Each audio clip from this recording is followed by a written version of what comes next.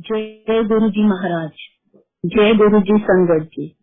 मैं पूरा प्रयास करूंगी कि मैं गुरु जी की महिमा का जो ब्लेसिंग्स उन्होंने दी है उन सब का मैं अच्छे से बखान कर सकूं। हम गुरु जी से 25 साल पहले मिले थे 1996 में। 25 साल पहले जब हम गुरु जी से मिले थे तो सोचा भी नहीं था कि वो हमारी लाइफ 180 डिग्री फ्लिप कर देंगे।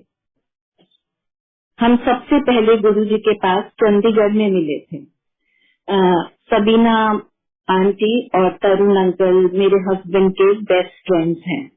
वो हमें सबसे पहली बार उनके यहाँ लेकर गए थे। मैं सत्संग के दौरान सबीना आंटी और तरुण पोटर को भैया भाभी का रेफरेंस करूंगी। चंडीगढ़ जब हम गए तो एक बड़ा सा मंदिर था, बहुत सिंपल मंदिर था। जब हमने वहाँ लंगर खा लिया और जब हम वहाँ से उठने लगे, गुरुजी ने हम दोनों की तरफ देखा और थोड़ा सा जोर के बोला, ये कौन है, किसके साथ आए हैं?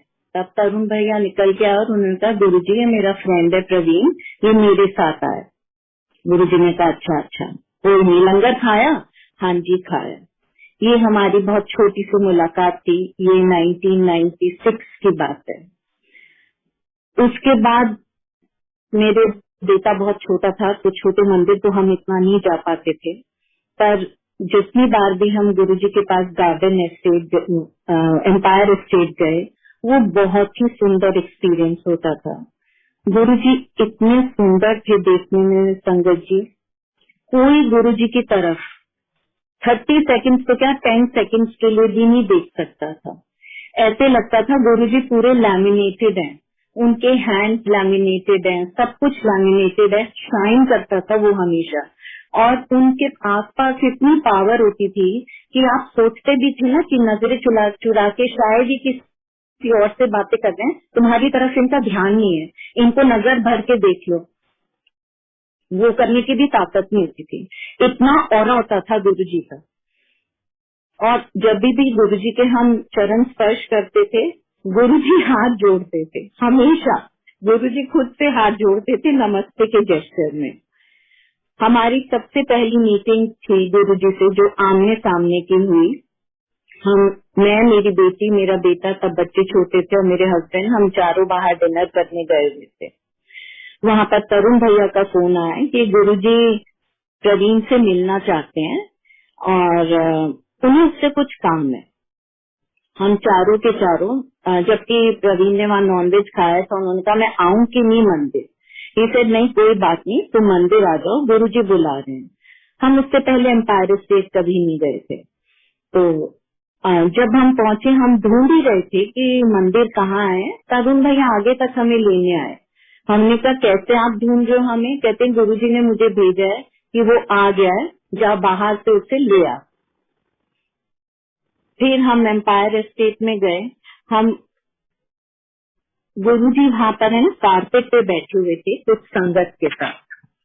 सबसे पहला क्वेश्चन था वो प्रवीण के लिए था कि हाँ भाई तू मेरी शर्टें बनाएगा? मैं पंजाबी में बोलना नहीं आता, but Guruji used to always speak in Punjabi. Praveen ने कहा हाँ गुरुजी मैं बनाऊंगा। देन उन्होंने उनको कुछ फैब्रिक्स दिए और कहा कि बढ़िया सी शर्टें बनाए, सरोस्की लगा के बनाई। और फिर उसके बाद तुरंत बोला कि तू कब लाएगा, कब बनाकर लाएगा? उन्होंने कहा गुरुजी मैं जल्दी से जल्द कोशिश करूंगा। मेरी बेटी थी मेरे साथ, तो उन्होंने पंजाबी में ही पूछा। इंटरप्रेटेटर सबीना भाभी थी, क्योंकि मैं पंजाबी नहीं समझ पाती थी और गुरुजी बहुत जल्दी बोलते थे। तो सबीना भाभी, उन्होंने मेरी बेटी के लिए पूछा ये कहाँ पढ़ती है? सबीना भाभी ने कहा कि गुरुजी ये कॉन्वेंट ऑफ जीसस एंड मेरी में पढ़ती है। गुरुजी ने कहा ये स्कूल चंगा है, ऐसे ही पढ़ती रहे। इतने में मेरा छोटा सा बेटा 3.5 साल का था, वो बीच में से बोला गुरुजी मैं मॉर्निंग स्टार जाता हूँ। गुरुजी ने उसे स्माइल करके देखा और बोला कि मुंडा चंगा हैगा। संगत जी इससे पहले जो मेरा बेटे को ब्रोंकाइटिल एस्थमा एलर्जी बता दी गई थी और इसको इतनी सीवियर वीजिंग हो जाती थी, अचानक जरा सा एक्सपोजर पोल्यूशन से हो, जरा सा एक्सपोजर धुएं से हो, इसको तुरंत बहुत वीजिंग हो जाती थी।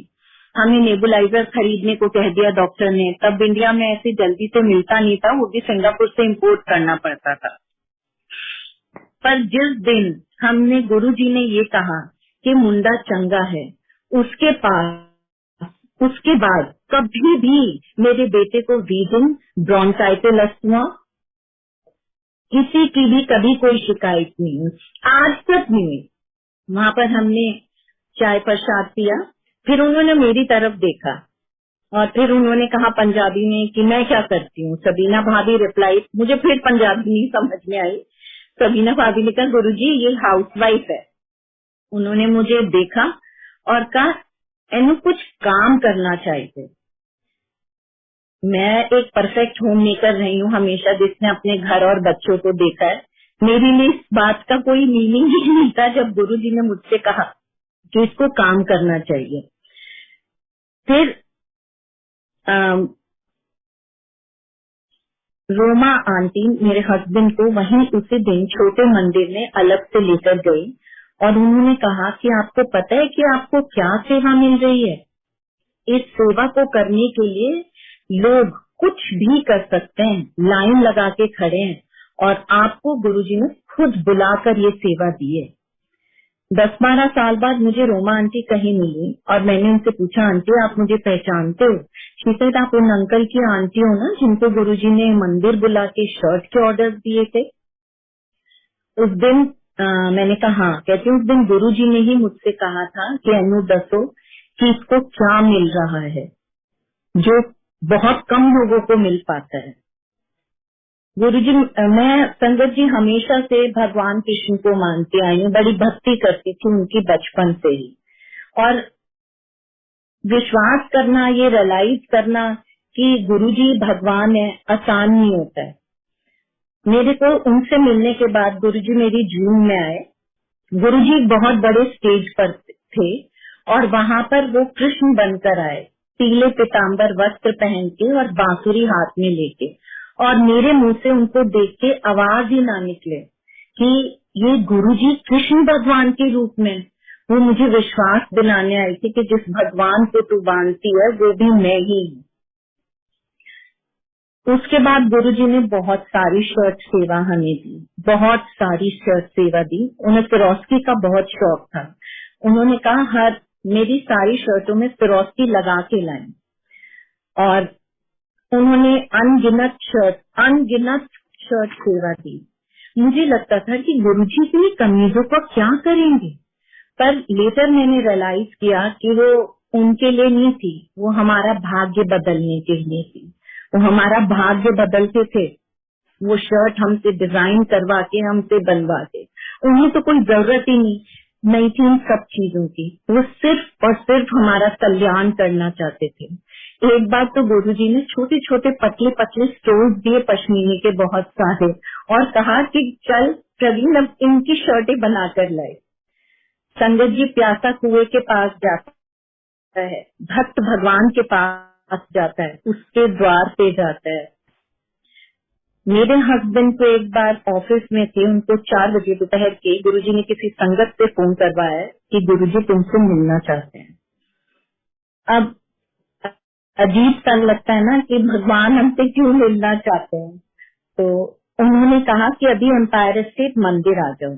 गुरुजी अपने कमरे में थे, उन्होंने उनको अंदर बुला लिया कि मेरे ही कमरे में आ जाए। सर्दी की शाम थी, गुरुजी ने फुल स्पीड पे पंखा चलाया हुआ था और खुद एक शॉर्ट सा पतली सी टी शर्ट में अपने बेड पर बैठे थे। और जब प्रवीण अंदर घुसे उन्होंने इशारे से कहा यहाँ कारपेट पर बैठ जा। कारपेट पर बैठाया, उन्होंने चाय प्रसाद पिलाई और समोसा खिलाया। एक शब्द भी नहीं बात की उन्होंने प्रवीण से, और ना प्रवीण ने बात की। वो तो बस अपना सिर नीचे करे विद हिज हेड डाउन वहाँ बैठे रहे। उन्होंने एक बार गुरुजी को भी देखने की कोशिश नहीं करी कि गुरुजी क्या कर रहे हैं, उनकी तरफ देखते हैं कि नहीं देख रहे हैं। आधा घंटे गुरुजी ने ऐसे ही बैठाया और फिर कहा जाओ। ये एक बहुत ही डिवाइन एक्सपीरियंस था, बहुत ज्यादा डिवाइन एक्सपीरियंस। उसके बाद गुरुजी कभी हमें, मेरे बच्चे दोनों छोटे छोटे थे, मेरे पास कोई नहीं था बच्चे रखने वाला, कोई मेड वेड भी नहीं थी, हम कुछ अफोर्ड ही नहीं कर सकते थे तब। गुरुजी हमें इसलिए इनविटेशन भेजते थे, किसी संगत की वेडिंग पे जाना, सोशल फंक्शन पे जाना, क्योंकि हम नहीं जा पाते थे मंदिर भी, क्योंकि छोटे बच्चे ले जाना तब अलाउड नहीं था। गुरुजी ने हमेशा कहा कि मंदिर से सीधे घर जाओ। बस संगत जी इतनी बार उन्होंने भाभी और भैया, सवीना भाभी और तरुण भैया को हमारे यहाँ भेजा। हम बसंत कुंज में रहते हैं और हम शुरू से ही 9:30 बजे सो जाते हैं। वो जब भाभी भैया वहाँ से निकलते थे, गुरुजी कहते थे प्रवीण के घर होकर जाना है। भाभी कहती थी गुरुजी वो सो गया होगा, वो लोग बड़ी जल्दी सो जाते हैं। He said, नहीं, मैंने कह दिया ना वहाँ होकर जाना है। कभी वो हमारी बेल 1 बजे बजाते थे, कभी 2 बजे बताते थे कि गुरुजी ने कहा है कि यहाँ होकर जाना है, और फिर वो हमारे सामने रात को बैठते थे 2 मिनट और फिर चले जाते थे। संगत जी इसका क्या इंटरप्रिटेशन निकाले, मुझे तो नहीं पता कि क्या गुरुजी खुद ब्लेसिंग्स हमारे पास भेजते थे। एक बार तरुण भैया रात के 2 बजे आए और एक चावल के दाने जितना दिव्य प्रसाद लाए और कहा तुम चारों खा लेना। This is how he blessed अस। उन्हें पता है कि कब किसको रेगुलरली उनके पास अब जाना है। गुरुजी हमेशा कहते थे संगत से आते रहा करें, पर गुरुजी के समाधि लेने के बाद हमारा कुछ लिंक सा टूट गया, हम नहीं जा पाते थे और कभी हमारे मन में भी नहीं आया कि हमें मंदिर जाना चाहिए।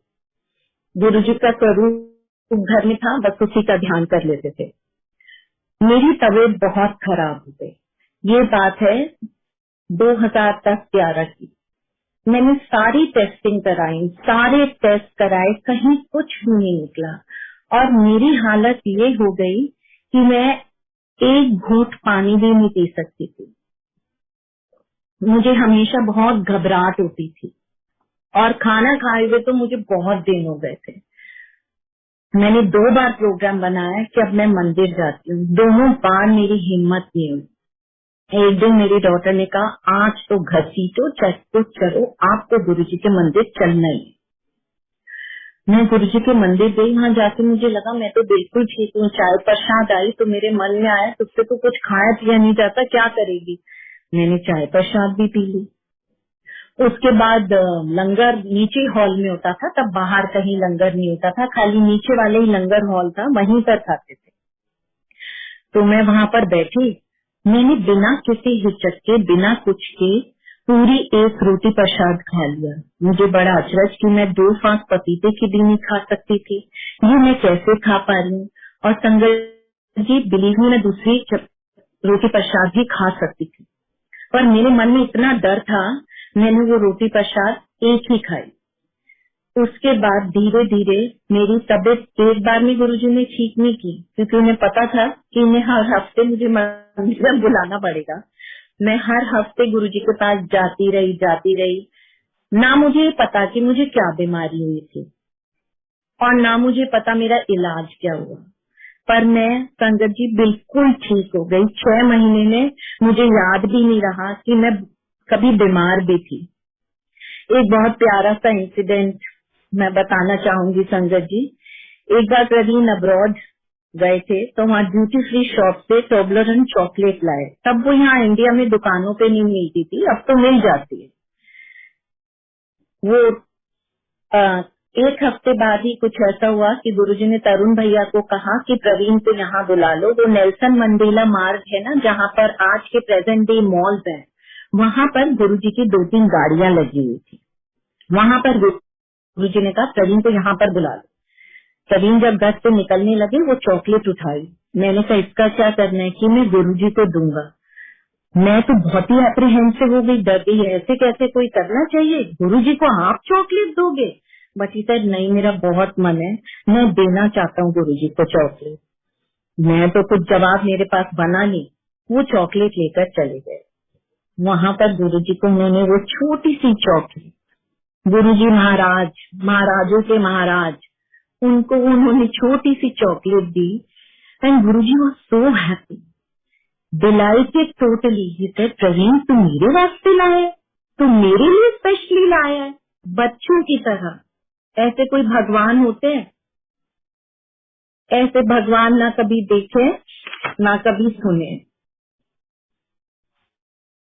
मेरी बिटिया लास्ट सेमेस्टर था उसका ग्रेजुएशन का, उसके पास ह्यूमैनिटीज थी। गुरुजी ड्रीम में आए और गुरुजी ने उसे ड्रीम में इशारे से कहा मेरे साथ चल। बाहर कोई रिक्शा खड़ी थी, उसने बिठाया और पंजाबी में उसे जोर जोर के बोलते गए, जिसका मतलब ये था कि अपनी माँ को कह दे कि आगे पढ़ाई नहीं करनी है। और वो बार बार यही बात बोलते रहे, थोड़ी जोर से बोलते रहे। समझ में नहीं आया कि नौकरी वालों के बच्चे नहीं पढ़ेंगे तो किसके पढ़ेंगे, वो तो नौकरी करते थे। बिल्कुल नहीं समझ में आया। हमने सबीना भाभी को फोन मिलाया कि अब हमें क्या करना चाहिए। उन्होंने कहा कि एग्जाम तो दे दो, लीव एवरीथिंग ऑन गुरुजी। अगर उन्होंने कुछ सोचा है तो सामने अपने आप आ जाएगा। संगत जी इससे पहले कि वो अपने एग्जाम दे, उसे बहुत ही अच्छी job as a program coordinator मिल गई संस्कृति केंद्र में, जो कि दिल्ली की सबसे बेस्ट एनजीओ। इसी दौरान मेरे हस्बैंड एक कंपनी के लिए काम कर रहे थे, 16 साल से वहीं थे। उन्होंने कभी जॉब बदलने की भी नहीं सोची, वो वहाँ खुश थे और 16 साल से काम कर रहे थे। और हम सोचते थे कि अब वो रिटायर भी वहीं पर होंगे। एक दिन सडनली उन्होंने निर्णय लिया कि मैं यहाँ से जॉब छोड़ दूँ, मुझे अब यहाँ जॉब नहीं करनी। और मुझे ये भी धमका दिया कि मुझसे ये मत कहना कि एक बार कोशिश कर लो, क्योंकि मैं अब नहीं करूंगा। क्योंकि मुझे ये पता था दिल्ली एनसीआर में अब उनके लिए कोई जॉब नहीं है। अगर उन्हें जॉब करनी है तो दिल्ली छोड़ना पड़ेगा। एक उनकी राइवल कंपनी थी और राइवल कंपनी उनको क्यों जॉब दे? No option. हमने सोचा कि चलो हम बच्चों को यहीं छोड़ के, उनकी पढ़ाई यहाँ पर है, हम लोग बैंगलोर शिफ्ट हो जाएंगे। हमने सारी तरह की प्लानिंग करते रहते थे कि अब क्या करना है। परंतु चीफ प्लानर तो अपना काम कर रहे थे। चीफ प्लानर हमारे गुरुजी हैं। उन्होंने फोन करवाया उस राइवल कंपनी में कि मैं उनसे बात करना चाहता हूँ, वहाँ के ओनर से। विद इन 10 मिनट्स वहाँ से कॉल आ गया, शाम की मीटिंग हो गई, हम वहाँ चले गए। क्योंकि एक ही जगह ये काम कर रहे थे, कभी उन्होंने सीवी नहीं बनाया, अपना कुछ भी नहीं किया। ऐसी जेब में हाथ डाल के चले गए वहाँ पर। वहाँ पर उन्होंने कुछ नहीं पूछा, कुछ भी नहीं बात की। 10 मिनट में उन्होंने उनको सीईओ अपॉइंट कर लिया उस कंपनी का।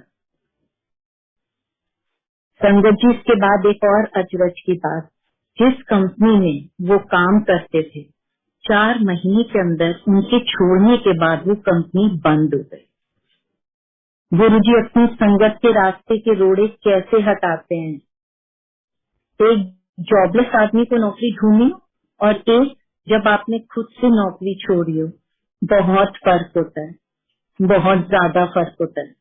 गुरुजी ने वहाँ पर इन्हें सीईओ अपॉइंट कर लिया। इसके बाद मेरे हस्बैंड को मेड टू मेजर एक डिपार्टमेंट में कोई बंदा चाहिए था, परंतु बाजार में बहुत महंगे लोग मिल रहे थे। तो उन्होंने मेरी डॉटर को कहा मुझे कॉमन सेंस का बंदा, कॉमन सेंस वाला बंदा चाहिए, तुम आ जाओ, तुम ही जॉब ज्वाइन कर लो। अब उन्होंने तो कह दिया और उसने फट से अपनी पहली जॉब छोड़ दी। तब हमें लेटर पता लगा कि तो किसी भी कंपनी का सीईओ अपने रिलेटिव को उस कंपनी में जॉब नहीं दे सकता है। अब एक और अचरज की बात, संगत जी मेरी बिटिया non MBA, non sales person, non marketing person, sociology honours करके आई हुई है। और उसके लिए बोर्ड मीटिंग बुलाई गई, स्पेशली एक बोर्ड रेजोल्यूशन पास हुआ जिसमें कि उसको एमटीएम हेड अपॉइंट कर लिया गया। यहाँ से हमारी डेस्टिनी का एक नया चैप्टर शुरू होता है। ये एक चौपड़ की बिसात की तरह थी, जहाँ की सारी चाल गुरु जी के हाथ में थी, वो सारी प्लानिंग करते थे। वहाँ पर उसने 2 साल काम किया। उसके बाद एक दिन वो घर आई और उसने कहा मुझे कुछ बहुत जरूरी बात करनी है, सब बैठ जाओ। इसने कहा मेरे पापा काम नहीं करेंगे किसी के लिए, या तो हम अपना बिजनेस करेंगे और या जितनी हमारे पास मीन्स सब बैठ जाओ। इसने कहा मेरे पापा काम नहीं करेंगे किसी के लिए, या तो हम अपना बिजनेस करेंगे और या जितनी हमारे पास मीन्स है उनमें हम रहना सीखेंगे। मुझे तो दूसरा ही ऑप्शन अच्छा लगा। मैंने कहा कि ये भैया कहाँ से इतना बड़ा मेगा प्रोजेक्ट, हम तो कर ही नहीं सकता, हमारी तो औकात ही नहीं है। जो भी है अपने बेटे को पढ़ाएंगे, डॉली जॉब करेंगे और अपना घर चलाएंगे। क्योंकि ये जो काम था इसको कम में नहीं कर सकते, या तो ये मेगा प्रोजेक्ट होना था या ये काम हो ही नहीं सकता था। इसका मतलब था जो आज तक हमने जोड़ा था वो सब हमें लिक्विडेट करना होगा, घर भी बैंक को देना होगा। 100 बार ये बिजनेस का आइडिया ड्रॉप हुआ, पर भाग्य में गुरुजी ने लिखा था, वो बार बार किसी न किसी तरह प्रोजेक्ट को फिर सामने ले आते। इसमें मैं एक बात ऐड करना चाहूंगी गुरुजी, 2004 में प्रवीण ने तरुण भैया से कहा था गुरुजी से पूछना कि मैं नौकरी बदलूं। गुरुजी ने उस दिन 4 बातें बोली थी। ऐसे ही रहना है, ऐसे सब कुछ सड़ा हुआ है, अपने कॉन्टैक्ट बढ़ाए, अपना काम करे। हमारी तनख्वाह उस समय इतनी भी नहीं थी कि हम एक मशीन ले सकें, एक सिंगल नीडल की मशीन। हम भूल गए, हमने कभी ये बात याद रखने की भी कोशिश नहीं की, पर गुरुजी नहीं भूले थे। कितनी मुश्किल से गुरुजी ने लोन पास कराया, फैक्ट्री रेंट पर दिलाई। इसके भी हर एपिसोड का एक सत्संग है, अगर मैं वो बताती रहूंगी ये रात हो जाएगी, पर ये सत्संग खत्म नहीं होगा। गुरुजी ने खुद वो प्रोजेक्ट लगाया। ये प्रोजेक्ट हमने 2018 में शुरू किया। इस फैक्ट्री के सीएमडी साहब गुरुजी हैं, हम सब उनके लिए काम करते हैं। आज गुरुजी हमें एक महीने में उतनी तनख्वाह लोगों को दिलवाते हैं, एक महीने में उतनी तनख्वाह लोगों को दिलवाते हैं जो मेरे हस्बैंड 3 या 4 साल में कमाते थे। ये एक बहुत ही मैजिकल जर्नी है, सब कुछ कोई विश्वास ही नहीं कर सकता इस पे। मैं आज 3 साल बाद भी फैक्ट्री में जाकर ये सोचती हूँ क्या ये सच है, ऐसा कैसे हो सकता है, ये सिर्फ एक सपना हो सकता है। औकात उन्होंने हम लोगों की कहां से कहां पहुंचा दी, कुछ औकात नहीं थी हमारी। किस तरह उन्होंने सर आंखों पे हमें बिठाया और हमारी औकात बढ़ा दी। उन्होंने मेरे लिए 1996 में कहा था इसको काम करना चाहिए। मुझे कोई इंटरेस्ट नहीं था काम करने में, ना मैंने कभी सोचा। जो गुरुजी ने कहा वो भी उन्होंने किया। उसके बाद मैं कुछ एक कल्याण और सुनाना चाहूंगी सत्संग की संगत जी। मेरा भतीजा, उसको फिट पड़ा और उसके बाद हमने उसकी एक MRI कराई, जिससे हमने कई डॉक्टर्स को दिखाया। उन्होंने हर बार उस पर इशारा किया कि ये ठीक नहीं है। हर बार उनका इशारा मैलिग्नेंसी की तरफ होता था। मेरे माँ के घर वाले कोई गुरुजी को नहीं मानते, कुछ भी नहीं मानते थे, पर मैं वो दिल्ली दिखाने के लिए आया। मैं सब मंडे का दिन था, मैं शाम को गुरुजी के मंदिर लेकर गई उसे, जबरदस्ती, मुझे मना तो कर ही नहीं सकता था। और अगले दिन हमने उसकी कोई MRI स्पेक्ट्रम कराई और गंगाराम के head of the department neuro physician को दिखाया। मेरे दिल की धड़कन इतनी तेज थी, मुझे लग रहा था मैं गिर के मर भी सकती हूँ यहाँ। उस डॉक्टर ने फाइल उठाई और ऐसे टेबल पे फेंकी और कहता ये क्या है, ये खोपड़े के पीछे लाओ, अभी निकाल देता हूँ। ये कोई नुकसान की चीज नहीं होती है, ये बहुत लोगों में होती है, किसी को उसके जीवन काल में तंग करती है और किसी को नहीं करती है। फिर मेरे बड़े भाई, उनको अचानक पेन हुआ, एंजाइना पेन, और डॉक्टर ने कहा कि इनको एंजियोग्राफी करिए और कहा कि इनकी बाईपास सर्जरी होगी। बहुत कम उम्र थी उनकी तक। वो यहाँ दिल्ली ऑपरेशन कराने आए और मैं उन्हें कहा कि ऑपरेशन कराने से पहले मंदिर बनना। मैंने कहा पर मैं गुरुजी के मंदिर ले जाऊंगी आपको। बहुत चिंता थी। उसी रात मुझे ड्रीम आया कि मैं गुरुजी के एक आश्रम में गई हूँ और एक पगडंडी सी है, मैं वहाँ उदास से बैठी हूँ। गुरुजी मेरे पास आए और उन्होंने मुझे बहुत सारी रोटी प्रसाद दी। मैंने कहा गुरुजी इतनी सारी, ये तो मैं सारी नहीं खा पाऊंगी। उन्होंने कहा तेरे भाई के लिए भी तो है ना, आप मानेंगे बाईपास सर्जरी करा के 7वें दिन मेरा भाई अपने पैरों पे चल के घर भी चले गए। गुरुजी कहते थे ना कि परिवार का एक सदस्य मेरे पास आएगा, बाकियों का कल्याण मैं कर दूंगा। ऐसे भगवान कहीं नहीं मिलेंगे, सुनने के लिए भी नहीं मिलेंगे। मेरा एक कजिन है, मैं उससे बहुत सालों से मिली नहीं थी। एक दिन अचानक उसने कहा मैं दिल्ली आ रहा हूँ। मैंने कहा मैं मिलूंगी तुमसे। उसने कहा मैं नहीं मिल सकता, मुझे बहुत काम है। उसने बहुत रूखा व्यवहार दिखाया, पर उसने बात बात में कहा मैं ग्रीन पार्क आऊंगा। तो मैं ग्रीन पार्क उसके आने से पहले ही पहुंच गई। मैंने कहा मैं यहाँ आ गई हूँ, तुम कहाँ हो बताओ, मैं तुमसे मिलूंगी। एक वहाँ पर क्लिनिक था, हियरिंग एंड स्पीच क्लिनिक। वो अपनी गाड़ी से उतरा, मैंने कहा नहीं मैं अंदर जाऊंगी, तू जाऊंगी। मुझे लगा दिल्ली से कुछ मशीन चश्मा बश्मा लेने आए। मैंने कुछ भी नहीं कहा और वो अंदर चली गई। 10 मिनट बाद वहाँ क्लिनिक के अंदर से एक लड़का आया और कहता है कि मैडम आपको भी अंदर बुला रहे। जब मैं वहाँ पर अंदर गई तो वहाँ पर मुझे पता लगा कि उसकी बिटिया की कान की, जैसे हार्ट की ईसीजी होती है ना, ऐसी कान की भी कुछ ईजी होती है, जिससे पता लगता है कि हमारा कान में कितनी साउंड वेव्स हम रिसीव कर पा रहे हैं। वहाँ डॉक्टर बैठा था और वो दोनों बहुत अपसेट हस्बैंड एंड वाइफ बैठे थे और इनकी डॉटर की रिपोर्ट आई तो पता लगा कि उसे सिर्फ 5% सुनाई देता है। मुझे बात कभी नहीं पता थी। और फिर वो वहाँ डिस्कस कर रहे थे कि फलाना हॉस्पिटल, जैसे हार्ट की बाईपास सर्जरी होती है इसी तरह से कान की भी होती है। तो वो लोग आपस में डिस्कस कर रहे थे, ये वाला हॉस्पिटल 18 लाख मांग रहा है, ये वाला हॉस्पिटल 25 लाख मांग रहा है। और वो मेरा कजिन हाथ जोड़े डॉक्टर से कह रहा था कि मेरे पास इतने पैसे नहीं है ये ऑपरेशन कराने के, मैं नहीं करा सकता। मैं सब सुन रही थी। उसके बाद वो क्लिनिक से बाहर निकला, कहता हम जा रहे हैं। मैंने कहा अच्छा एक बार मुझे एक चाय तो पिला दे। सामने एवरग्रीन था, हम ऊपर जाके बैठे। मुझे नहीं पता मैंने उसे क्या सत्संग सुनाए अपने, मुझे आज तक नहीं याद।